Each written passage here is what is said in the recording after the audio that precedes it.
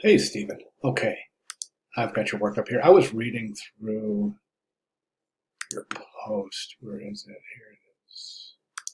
Whoops, not there. Right there. Okay. Um, so substantial amount of work to do. I need to get through it. It needs to be I've been working tirelessly to organize the data, trying to address to this good fun. Do still in order to deliver some trying to portray. I have used a great deal of data, which for the most part I feel like I'm spending my tires. I disagree. Totally disagree. No, I think you're making great progress. Still, it's natural, Stephen, midstream, so to speak. In any project, you kind of feel like, man, I should be further along here. I should really be more organized. I should have more done. It's natural, but you're not. You're not. I think you're doing a great job. We'll get to that in 1 second. I need to address, but I'm more concerned with creating the individual graphics and organizing the data. Absolutely. Listen, I'm going to tell you something. You've heard me say this before, Stephen. Quite typically, we begin projects in black and white. I do. I constantly do. I always work in black and white before I introduce color. For this particular project, I didn't want to add. I mean, it's a daunting project. Anyways, and I didn't want to add any more further pressure on students by saying, hey, it's a really good idea to design in black and white. But as you can see, it's a really, really good practice to design in black and white. And once you get your basic skeleton down, then you can start considering color. This way, when you're designing, you're concentrating purely on form and not the added meaning of color. It really helps expedite the composition stage of any project. So I definitely wanted to address that. Let's go ahead and jump over to the work. I think it's a great start. I really do. A couple of recommendations. So one thing I would recommend for a variety is right now it looks like you have like kind of like this linear process where we start at the top and then we work our way through. Here's one graphic, here's the next graphic, here's the next graphic, here's the next graphic, here's the next. I'm thinking maybe it might be interesting to kind of maybe split these up a little bit. You see what I'm saying? Like maybe two on one row instead of one. You see what I'm saying? Maybe two infographics on one. Whatever way you want to do it. I just want to kind of break up the flow a little bit so we don't get into this monotonous, here's a fact, here's a fact, here's a fact.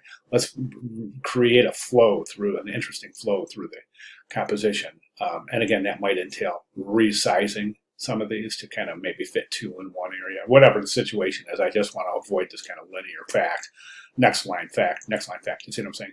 As far as color goes, I think this umbrella is a little bit too saturated. I do. I think we get the red, white, and blue. We get it.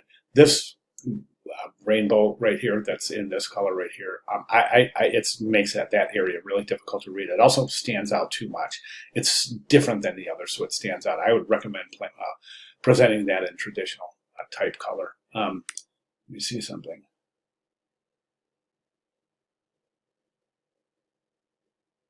Okay, I see what you're doing here. Got it, got it, got it, got it. Okay, so you're actually adding subgraphics. Okay, I take that back. That's relevant. Okay, I take that back.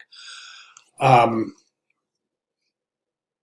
yeah, that's interesting. That's really, really interesting. That's a good job right there. So I take that comment back. I should have looked at that closer before I made that comment. One thing I would recommend is I would recommend really, really coming up with a super interesting area for which to enter the infographic. Right now, I think this doesn't have enough area.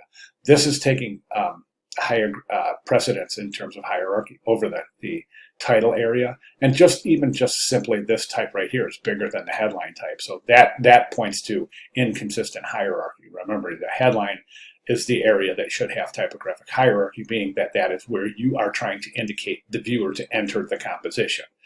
Right, so by increasing the scale of the type up there in that banner area, plus giving it a little breathing room, is going to delineate that as an area of prominence based on emphasis, and it will indicate to the viewer that that's where you want them to begin the journey through the infographic. My only other comment is this. I think, let's see something.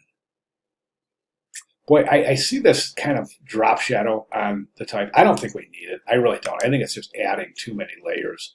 Right here, we can see the white background with no drop shadow. And you can kind of see how this adds another level, another layer. Same thing with the umbrella. I don't think we need those drop shadows. I really don't.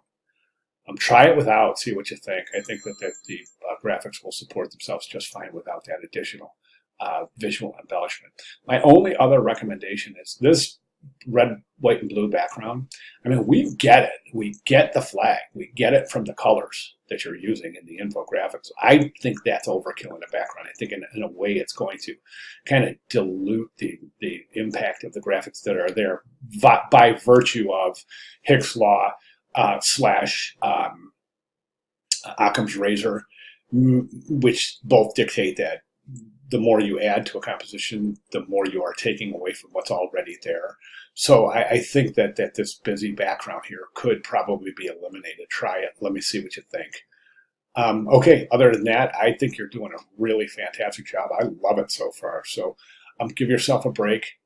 Take a look at the merits of what you have and understand that you're doing excellent work so far. It's a daunting project. It's the amount of research. I get it, Stephen. I totally get it. Where at this point in the project, you're like, man, I got to get there. I got to get there. So take it easy and do what you're doing because you're doing it very well. Okay, good job, Stephen. Any questions at all, please let me know. Thank you.